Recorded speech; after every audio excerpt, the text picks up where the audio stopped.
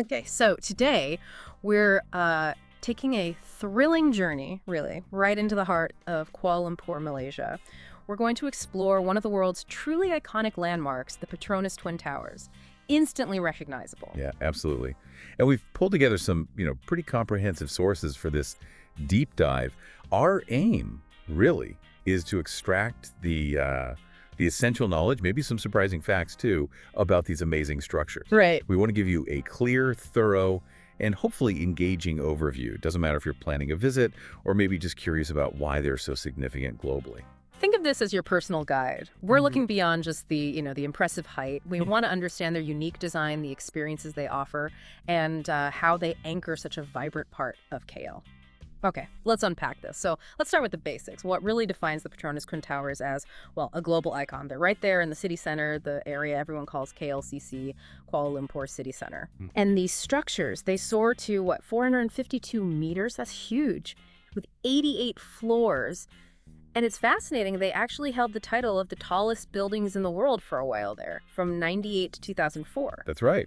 Quite a feat at the time. And even now, they're still the tallest twin towers globally. That's a pretty significant legacy, isn't it? It's not just about being the tallest ones, but that sustained prominence. Exactly. And what's really fascinating is how that sheer height combines with some pretty profound architectural thinking.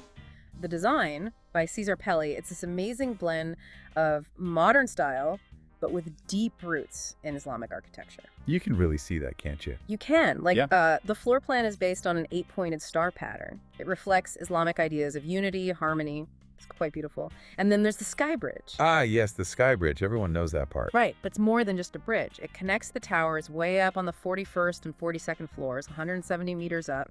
And, it's the world's highest two-story bridge. That's unique. 2 stories. Wow. Yeah. And here's something cool. It's not rigidly fixed. It's actually designed to slide in and out slightly. Really? Why? Well, it allows for movement, flexibility against high winds. It's crucial for stability with buildings that tall, a clever bit of engineering. And walking across it through that glass corridor, you get amazing views. Plus, you can really appreciate the arabesque patterns in the design up close. That detail about the sliding bridge is genuinely surprising. It makes the experience sound even more interesting. You're not just looking out, you're kind of appreciating the building's smarts too. Absolutely, and that innovative spirit, it carries on up to the observation deck. That's on the 86th floor of Tower 2. And yeah, the views are stunning, 360 degrees panoramic, the whole city laid out. Must be incredible. It is, but it's not just a window. They've got interactive displays, exhibits. You can learn about the construction, the design philosophy, the cultural significance. It helps you understand the sheer effort and vision behind it all. Not just what you're seeing, but how it came to be. Okay, so for anyone listening now thinking, right, I need to see this, let's get practical. Planning a visit.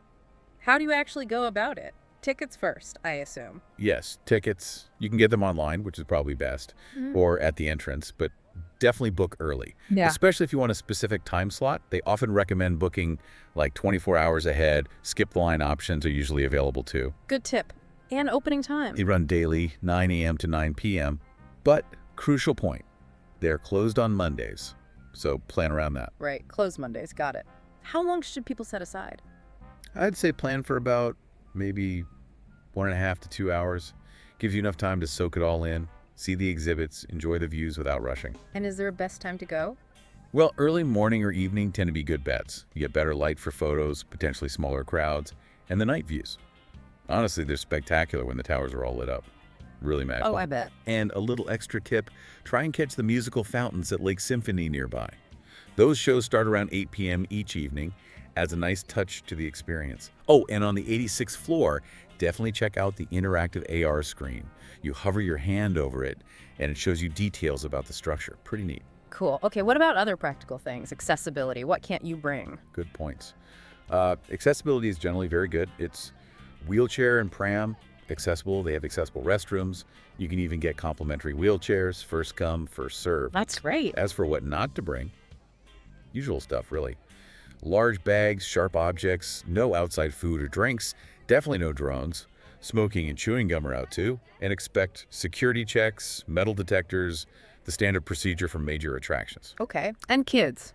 Children age 12 and under need to be with a paying adult.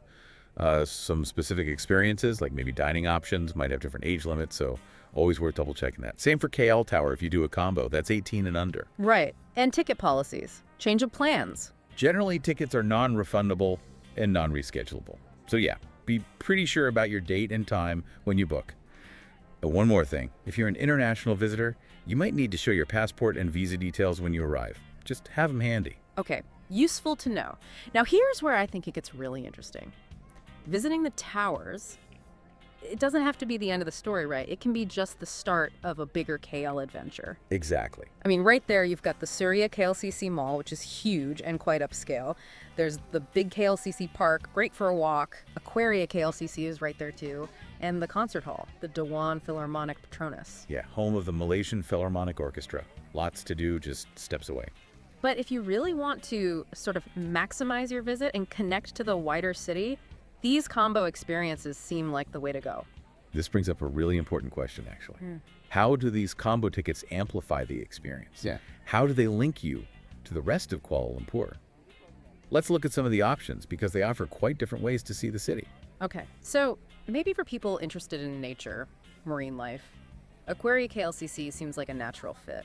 It really is. The Aquaria KLCC combo is a fantastic choice. It's literally just a short, maybe 10-minute walk from the towers, and it's quite an immersive experience. The highlight has to be that 90-meter underwater tunnel. Oh yeah, I've seen pictures. Looks amazing. It is. You feel like you're walking on the seabed, sharks, rays, colorful fish swimming all around you.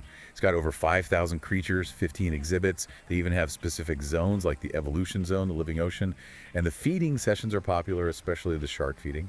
It sometimes have mermaid shows too and divers live shows. Just one key thing. You must pre-book a time slot for Aquaria itself. Got it. Pre-book Aquaria. Okay, what if you want another iconic view? Maybe a different angle on the skyline. KL Tower. Yes, the KL Tower combo. This pairs the Twin Towers with access to the KL Tower observation deck. It's interesting because the KL Tower is actually the 7th tallest telecommunications tower in the world. So it offers a slightly different, maybe broader perspective on the city compared to the Petronas Tower's view, which is more focused on the immediate KLCC area. Complimentary views then. Exactly. But, here's a really important update. The observation deck at KL Tower, that's TH04, is going to be closed for maintenance. It starts December 10th, 2024, and it's until further notice. Oh, okay. That's a major heads up for anyone planning way ahead. Definitely something to keep in mind. Assuming it reopens later, visiting during the day gives clear views, while evening offers sunset and city lights. Right. Now, for maybe families or anyone just looking for a full day of like pure fun and adventure, Sunway Lagoon Theme Park sounds pretty massive. Oh, it is massive. The Sunway Lagoon theme park combo gets you into this huge park with 6 different zones. You've got the amusement park, extreme park, wildlife park, water park, Nickelodeon Lost Lagoon, and even Scream Park. Wow, 6 zones. That's a lot. It really is. There's something for everyone. They boast the world's largest water ride, the Vuvuzela, a pirate ship that spins 360 degrees, roller coasters, plus wildlife encounters, and for the thrill seekers, bungee jumping, paintball. It's packed. Sounds like you'd need a whole day. Easily. And it even includes free access to their night park, which runs from 6 p.m. to 11 p.m. Think neon lights, music shows, fire performances. They even have some horror experiences like Zombie Apocalypse and Ghostbusters Adventure Live. Okay, that's quite the package. Anything to note there? Just that Sunway Lagoon is closed on Tuesdays. Unless it's a Malaysian school holiday or public holiday, then it's usually open. Right, closed Tuesdays. Okay, let's switch gears. What about food with a view? That orbit revolving dinner sounds intriguing. Ah, yes, the Orbit Revolving Dinner Buffet combo. This involves dinner at Orbit, which is located atop the KL Tower. It's advertised as the highest revolving dining spot in Southeast Asia. But another important update here. The revolving feature of Orbit 360 is temporarily unavailable. They're doing essential maintenance. Ah, okay. So still dinner high up, just not revolving for now. Exactly. It's a halal buffet, by the way. And they have a smart casual dress code. So think collared shirts, long pants for men, no singlets, ripped shirts, shorts, thongs, or dirty sneakers.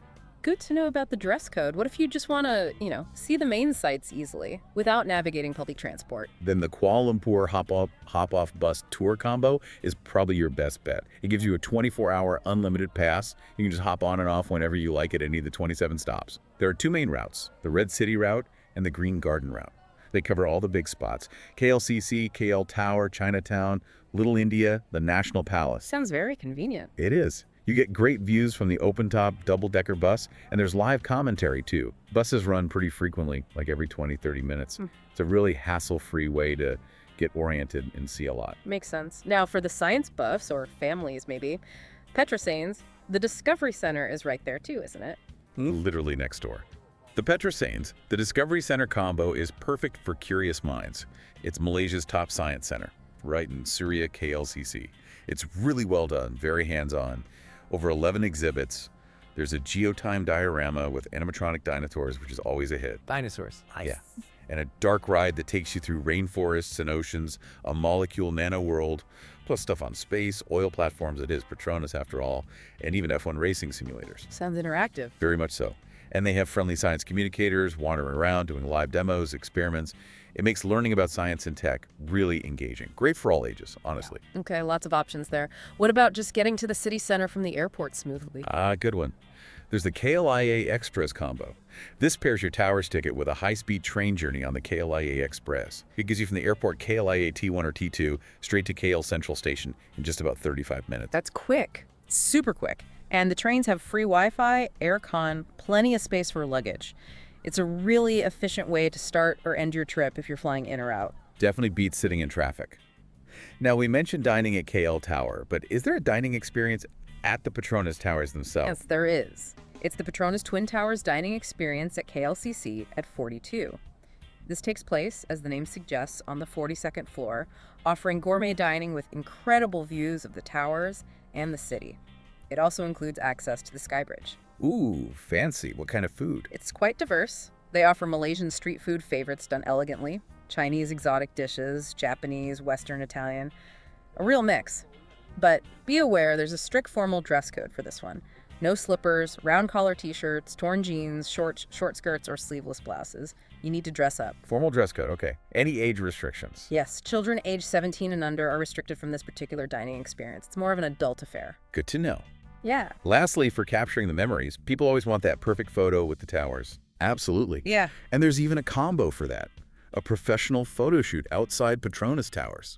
You can book a photographer to meet you and take professional shots with that iconic backdrop. Oh, that's clever. How does it work? You can choose between like a quick 15-minute session that gets you 10 photos or a longer 30-minute session for 25 photos. They send you a shareable digital gallery link within about 48 hours. It can work for groups too, up to 8 people. That's a great idea for a special occasion or just getting a really good shot without fiddling with selfies. Any photo tips? The surf suggests wearing colors that complement the towers. Think silver, blue, or black. Maybe avoid green, as it might blend in too much with the park surroundings. Smart. Wow. Okay. So from the architecture itself to aquariums, theme parks, dining, science centers, even professional photos, that's an incredible range of things centered around just one landmark. It really shows that the Petronas Twin Towers aren't just about, how tall they are. They act as this gateway to so many different parts of Kuala Lumpur life and experiences. It really does raise an interesting question, doesn't it? When a single architectural marvel like this can unlock such a diverse array of experiences. I mean, deep sea exploration 1 minute, thrilling rides the next, then fine dining, then science discovery. What does that tell us? What does it reveal about the layers of discovery a city can offer? Maybe hidden just beyond its most famous postcard view. It really highlights how much more there often is to explore if you just know where to look or what connections to make. That's a great way to put it. It really makes you think. So for everyone listening, which of these different angles, these multifaceted experiences around the towers resonates most with you? Or maybe think about other iconic landmarks around the world. Could they also hold similar hidden depths, these surprising connections and opportunities for deeper exploration? Something to ponder.